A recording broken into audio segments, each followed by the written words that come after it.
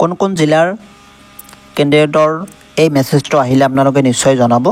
আৰু বিশেষকৈ আমি খবৰ পোৱা মতে কোন জিলাৰ এতিয়ালৈকে এই যিটো মুখ্যমন্ত্ৰী আত্মনিৰ্ভৰ অসম অভিযানৰ যিটো চিলেকশ্যনৰ মেছেজটো চিলেকশ্যনৰ যিটো জিমেইলৰ মেছেজটো কোন জিলাৰ আহিছে আমি এতিয়া খবৰ পোৱা মতে মই আপোনালোকক জনাই আছোঁ কোন কেইখন জিলাৰ ইতিমধ্যে এতিয়ালৈকে এই যিটো চিলেকশ্যনৰ যি মেছেজ আহিছে নিশ্চয় আপোনালোকক জনাম। প্ৰথমে আপোনালোকক জনাবলৈ ওলাইছোঁ গোলাঘাট জিলাৰ মেছেজ আহিছে। গোলাঘাট জিলাৰ মেছেজ আহিছে। তাৰপিছত আহিছে গোৱালপাৰা জিলাৰ এতিয়ালৈকে মেছেজ আহিছে। তাৰপিছত ধুবুৰী জিলাৰ মেছেজ আহিছে। তাৰপিছত লখিমপুৰৰ মেছেজ আহিছে। আৰু বাকী আৰু কেইখন জিলাৰ মেছেজ আহিছে ইতিমধ্যে আপোনালোকে নিশ্চয় জানিব। শোণিতপুৰৰ মেছেজ আহিছে। তাৰপিছত চাউথ চালমাৰাৰ মেছেজ আহিছে। তাৰপিছত ডিব্ৰুগড়ৰ মেছেজ আহিছে। ধেমাজিৰ মেছেজ আহিছে। এতিয়ালৈকে আমি খবৰ পোৱা মতে এইকেইখনৰ ডিষ্ট্ৰিক্টৰ মেছেজ আহিছে।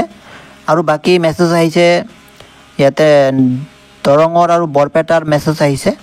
কেন্দ্ৰীয়সকলৰ এই যিটো মুখ্যমন্ত্ৰী আত্মনিৰ্ভৰ অসম অভিযানৰ যিটো চিলেকশ্যনৰ message you have been selected for financial assistant এই মেছেজটো আমি যিটো খবৰ পোৱা মতে এইকেইখন জিলাৰ ইতিমধ্যে মেছেজ আহিছে চিলেকশ্যনৰ।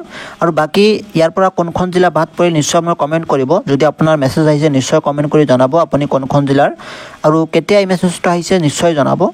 আৰু আমি দেখুওৱা মতে এই যিটো মেছেজটো আপোনালোকে চাই আছে যিটো জিমেইলত মেছেজ আহিছে congratulations you have been selected for financial assistant এই যিটো মুখ্যমন্ত্ৰী আত্মনিৰ্ভৰ অসম অভিযানৰ যিটো চিলেকশ্যনৰ মেছেজ যোৱাকালি 7:14 এই মেছেজটো আহিছে। বিশেষকৈ যোৱাকালিৰ পৰা এই মেছেজবিলাক আহি আছে মানে যিটো জিমেইলত যিটো চিলেকশ্যনৰ এই যিটো মেছেজটো যোৱাকালিৰ পৰা আহি আছে।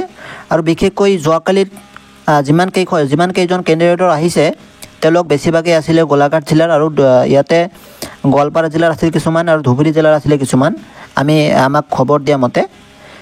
কিন্তু আজি আপোনালোকে নিশ্চয় যিবিলাকে চিলেকশ্যন হ'ব বিশেষকৈ যিবিলাকে চিলেকশ্যন হৈ গৈছে তেওঁলোকৰ নিশ্চয় আজি মেছেজ আহিব। কাৰণ আজিৰ পৰা বেছিকৈ মেছেজ আহিব চিলেকশ্যনৰ যিটো কেণ্ডিডেটসকলৰ।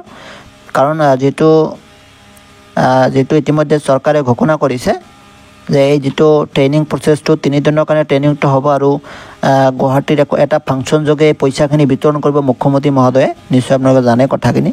চ' সেইকাৰণে আপোনালোকে যিবিলাকে মেছেজ অহা নাই নিশ্চয় আপোনালোকে চিন্তা কৰি আছে যে আমাৰ এতিয়ালৈকে কিয় মেছেজ অহা নাই। বিশেষকৈ আপোনালোকে জানে এই যিটো ট্ৰেইনিঙৰ প্ৰচেছখিনি কৰিবলৈ গ'লে মানে বহুত কেণ্ডিডেট আছে। চ' সেইকাৰণে একেলগে মেছেজ আহিলে মানে তেওঁলোকে হুলস্থুল এটা লাগি যাব যিহেতু।